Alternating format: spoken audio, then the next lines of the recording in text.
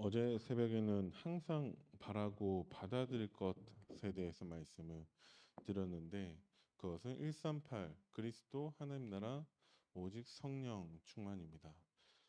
우리가 항상 바라고 받아들일 것을 이제 우리는 그것을 누려야 되는데 그렇게 하지 못한다면은 그때 일어나는 일이 노예, 포로, 속국되는 것입니다. 물론 그때마다도 하나님은 참된 기적을 통해서라도 우리를 노예에서 해방하시고 포로에서 돌아오게 하시고 속국이지만 결국 전 세계의 복음을 흩어져서 증거하게 하셨습니다. 그런데 우리에게 필요한 것이 노예, 포로, 속국은 아니다라는 것이죠. 이것이 반드시 필요하다면 우리가 노예되는 방법까지도 아마 나오지 않았을까. 그런데 우리가 진짜 하나님이 우리에게 주신 것을 누리지 못하다 보니까 결국 억지 선교의 그 방법을 통해서라도 하나님은 하나님의 소원을 이루셔야 했기 때문에 노예포로 속국이 될 수밖에 없는 것이죠. 이것이 성경에 있는 일이기만 한 것이 아니라 지금 우리에게도 일어나는 일들이라는 것입니다. 어떻게 노예포로 속국이 됩니까? 하나님의 말씀을 놓치면 곧 우리가 영적인 노예포로 속국인 것입니다. 그래서 하나님은 우리에게 날마다 하나님 말씀 집중해서 하나님의 복음을 발견하고 실제로 정말 우리가 그 성령 인도받는 삶을 살기를 원하신다라는 것이죠. 자, 세상의 것은 다른 것 틀린 것 망한 것으로 그것이 뭐 세상에 있는 것이 나쁘다라고 할 수는 없지만 그것으로는 진짜 나를 살릴 수 없다는 것이죠. 세상은 어떤 것이냐? 모든 것이 다 있지만 복음 하나 없어서 멸망하고 있는 것이죠. 그래서 우리는 세상 것을 바라는 것이 아니라 하나님이 우리에게 주신 것들을 누려야 됩니다. 그죠? 어, 알고 있는 상태가 아니라 실제로 누릴 수 있어야 한다라는 것이죠. 어제 뭐 이렇게 축구 경기가 열렸더라고요. 뭐 다행히 이렇게 비가 별로 안 왔는지 어쨌든 뭐 그냥 했다는 것만 알지 뭐 어떻게 되는지는 잘 모르겠는데 거기에서 어떤 기사를 보니까 6만 4천 명이 들어가는 그 경기장에 뭐 십몇 분 정도의 그 모든 표가 다 팔렸대요. 심지어는 그것을 자기가 산 그것을 암표로 다시 내놓는데 100만 원 넘게도 내놓는다라고 하고 있더라고요. 근데 어쨌든 그렇게 해서 표를 딱 구했는데 그 표를 가지고 내가 경기장에 가지 않는다면 아무 소용이 없는 것이죠. 이 표가 이게 암표로 구해서 100만 원 넘게 구했다 해도 그것을 실제로 쓰지 않는다라면 아무 소용이 없는 거죠. 나는 표가 있다 해놓고서 그 표를 집에다가 놓고 경기장에 갔다면 절대 들어가지 못하는 것이죠. 그죠? 자, 우리가 정말 하나님 우리에게 주신 것을 잘 알아요. 항상 바라고 받아들였는데도 불구하고 실제 우리가 그것을 누리지 않는다라면은 결국은 우리는 알고 있기만 한 사람이 될 뿐인 것이죠. 그것이 하나님과 상관이 없습니다. 예수님께서 제자들을 부르셔서 항상 바라고 받아들일 것을 알게 하셨는데 그 제자들이 실제로 그것을 나의 것으로 누리지 못한다라면은 예수님과 상관이 없는 사람들이 되는 것이죠. 그것이 딱 종교인의 실패 이유인 것입니다. 물론 종교인이라 해서 두 가지로 나눌 수 있겠죠. 아예 복음을 모르는 일반 종교인들 실패할 수밖에 없겠죠. 왜? 하나님을 모르니까. 근데 정말 기독교인 가운데에서 또 실패할 수 있다라는 거예요. 왜 그러냐? 그들이 진짜 정말 복음을 나의 것으로 누리지 못한다라는 거예요. 왜 그러냐? 광명의 천사를 통해서 오는 그 사탄의 시험에 넘어진다라는 것이죠. 왜 넘어지냐? 그들이 성령에 인도받지 않기 때문에 그렇습니다.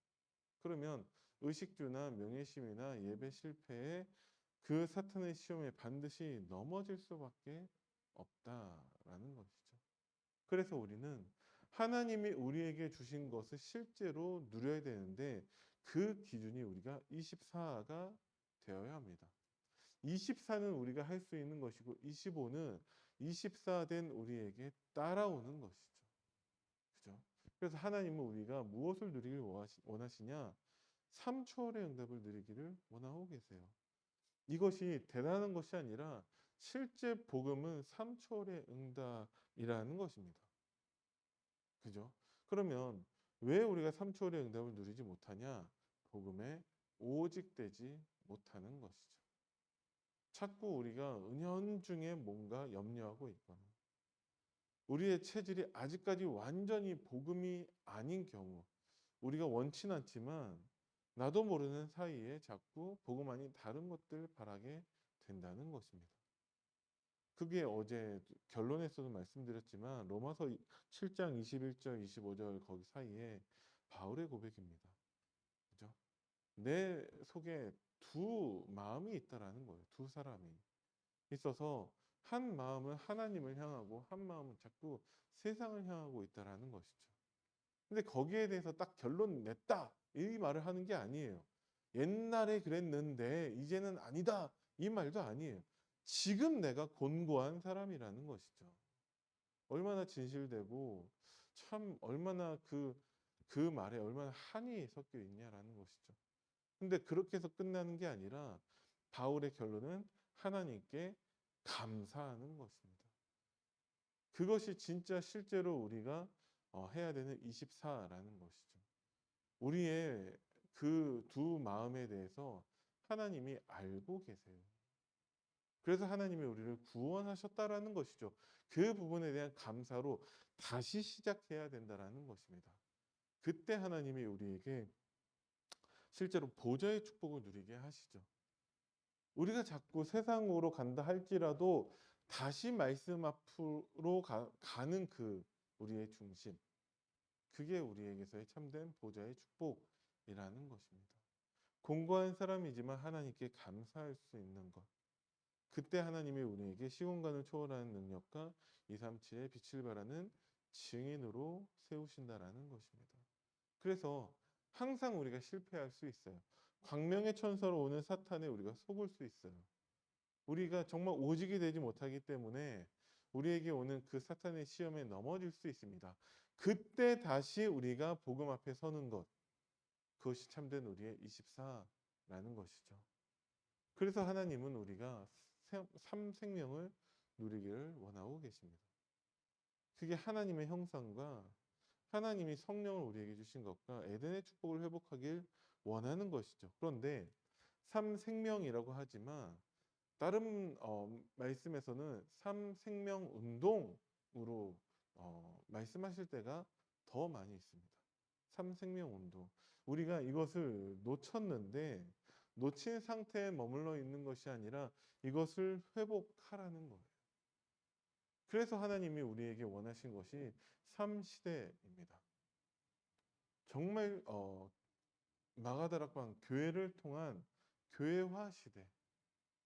무엇이냐?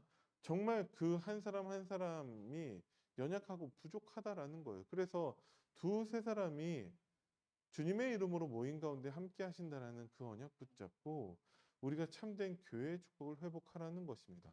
교회의 축복을 회복하기 위해서 가장 중요한 것은 복음 선포하는 목회자라는 것이죠. 그죠? 그래서 우리가 목회자를 위해서 기도해야 됩니다.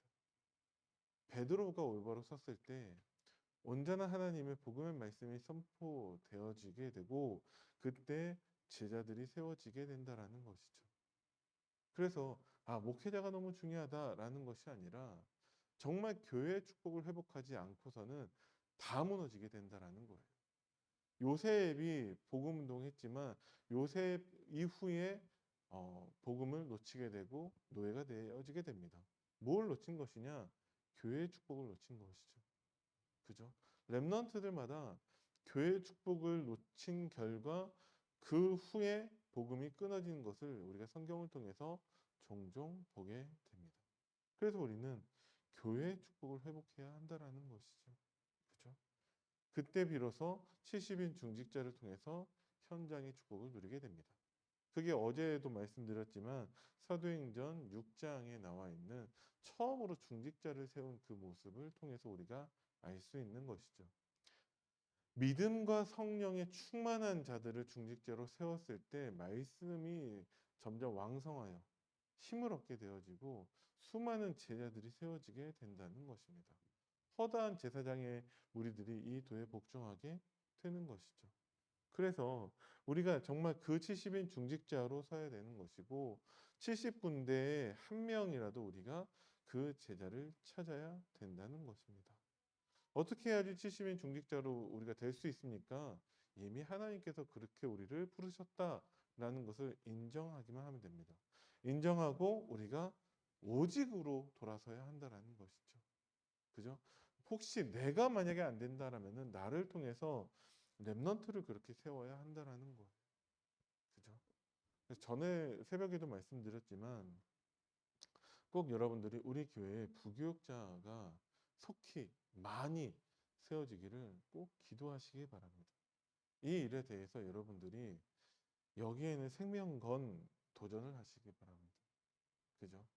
그러니까 제가 하는 말이 좀 어떻게 보면은 극단적인 말이 될 수도 있고 어떻게 보면은 굉장히 건방진 얘기가 될 수도 있어요. 저는 뭐 이게 담임이 돼본 적도 없는 사람이니까. 그런데 이번에도 시찰 모임 이렇게 모였는데 어 그러니까 김동림 목사님 교회 생명빛 교회 말고는 아무도 부교육자가 없으세요. 근데 다들 아시고 계시겠지만 다 그 교회가 고만고만하다라는 것이죠. 근데 그 가운데에서 우리 시찰로에서 가장 활발하게 복음 전하고 있는 교회가 어디입니까? 생명빛 교회잖아요. 그럼 부교육자만 있으면 되냐? 우리가 생각하면 알 수 있듯이 부교육자를 세우는 게 쉬운 일이 아니다라는 것이죠. 제가 전에도 말씀드렸지만 우리 교회가 그러면 중직자들을 통해서 당회를 통해서 부교육자를 초빙하기로 결심을 했다라면 당장 여기 뭐 올 사람이 있습니까? 찾을 수 있습니까? 이 부여 시골로. 그죠? 못 구하고 안 구하는 게 아니라 구한다 할지라도 오는 사람이 없는 거예요. 그럼 도대체 부교육자를 모시기 위해서 어느 정도의 우리가 그런 것들을 얘기할 수 있겠냐라는 거예요. 생명건 도전을 해야 된다는 것이죠. 그죠? 근데 그럼 부교육자 주의종을 할 사람이 그러면 헌신해야지라는 것을 요구할 수 있습니까? 그 대상자가 내 자녀라면 그렇게 말할 수 있습니까? 그게 또 정상이냐라는 거예요. 그죠? 그러니까 우리가 단순히 부교육자를 두자라는 개념이 아니다라는 거예요. 실제로는. 근데 하나님은 네 입을 크게 열라고 말씀을 하셨어요. 그게 단순히 우리가 기도하지 않아서 응답 못 받으니까 기도해라 그러면 너희에게 응답하겠다는 얘기가 아니잖아요. 네 입을 크게 열라라고 말씀하셨습니다. 그럼 단순히 우리가 정말 감나무 밑에서 입 벌리고 있으면 감이 떨어지는 그것을 또한 말씀하시는 게 아니잖아요. 진짜 부교육자를 통해서 하나님이 그러니까 부교육자를 통해서 역사하시는 게 아니라 하나님 그 부교육자를 세울 수 있는 그 준비가 되었을 때 하나님이 응답하시는 것을 실제 저도 천안에서 보고 왔거든요. 저랑 이렇게 다른 부교육자 둘을 세웠는데 저희가 뭐 대단해서 뭘 한 게 아니라 그나마 저희가 그 일을 분담할 수 있으니까 뭐 문제 일으키지 않고 그냥 부교육자로서의 역할만 할 수 있으니까 담임 목사님이 본격적으로 오직하셨다라는 거예요. 그러니까 교회가 배가 부흥이 됐거든요. 수가 늘어났다는 얘기가 아니라 그렇게 할 수 있도록 교회가 힘을 얻었다라는 것이죠. 그죠? 그러니까 그냥 상식적으로 생각해 봐도 교회 축복을 통해서 이렇게 교회가 성장하고 부흥하고 교회가 이렇게 힘을 얻는다면 당연히 부교육자를 구하게 된다라는 것이죠. 그죠? 제가 이제 가게 될 이제 분당의 교회도 우리 교회와 똑같은 수준이라는 거예요. 근데 이제 부교육자를 구하고 있는데 제가 여기에서 받는 사례보다 더 많이 주신다고 하고 있거든요. 똑같은 수준에 있는데. 근데 왜 그럼 부교육자를 구하냐? 담임 목사님이 바빠서 할 일이 너무 많아서 함께 그것을 할 수 있는 사람을 찾는다고 말씀을 하시더라고요. 네. 그럼 그 교회가 넉넉치 않은 그 형편 가운데에서 무엇인가 생명건 도전을 하고 있다는 것이죠. 그죠? 그러니까 이게 우리가 이런 부분에서 미래를 바라보지 않는다라면은 현실에 안주하게 돼 있어요. 특별히 문제 없거든요. 그럼 뭐 담임 목사님 혼자서 뭐 지금 30년 해 오셨는데 앞으로 30년도 얼마든지 담임 목사님 혼자서 하실 수 있겠죠. 근데 그게 현상 유지라는 것입니다. 그죠? 근데 뭐, 그래도 뭐 이렇게 뭐 한 분 통해서도 얼마든지 할 수 있지 않냐? 뭐 그러면은 뭐 제 말이 틀리면은 그냥 제가 회개하면 되는 거니까. 그러니까 하나님이 우리에게 주신 것을 누리라는 거예요. 알고 있는 것이 아니라 실제로 누리라는 것입니다. 누림에 대해서는 이미 있기 때문에 하는 거에 대해서는 누림이라고 하지 않아요. 그죠? 아직 받지 않았는데 그것을 우리가 미리 누리는 개념이라는 것이죠. 그래서 믿음이 반드시 함께 해야지만이 누릴 수 있습니다. 사탄이 자꾸 속이고 있다라는 거예요. 사탄이. 그죠? 왜? 현실에 안주하라고. 도전하지 말라고. 그러면은 이렇게 방향이 안 맞아지니까. 자, 예수님께서 재림하실 것을 말씀하신 거예요. 오신 게 아니라 말씀하신 거예요. 그것을 깨달은 제자를 통해 제자들이 감람원에 모여서 뭐 하고 있었냐? 오로지 기도하고 있었다라는 것이죠. 뭘 놓고 기도하고 있었냐? 하나님이 말씀하신 것이 성취되기를 기다리고 있었다라는 거죠. 기도하면서. 그죠? 그러니까 아직 이루어진 게 아니었는데 그들은 오직 기도하고 있었습니다. 왜? 응답될 거니까. 그러면 우리 교회가 이 부요를 살리기 위해서 세계복음을 하기 위해서 우리는 무엇을 바라보고 무엇을 기도하고 있어야 하는 것이죠. 그때 하나님의 시간표가 되었을 때 생명건 도전을 할 수 있어야 되는데 그럼 우리 교회가 함께 정말 기도하면서 도전하는 그 내용이 무엇입니까? 그게 막연하게 있으면 안 된다라는 거예요. 렘넌트, 우리는 렘넌트 살리기 위해서 우리 교회는 무엇을 준비하고 있습니까? 어느 날 딱 하나님의 시간표가 되었을 때 생명건 도전을 해야 되는데 우리가 함께 무엇을 준비하고 있냐라는 거예요.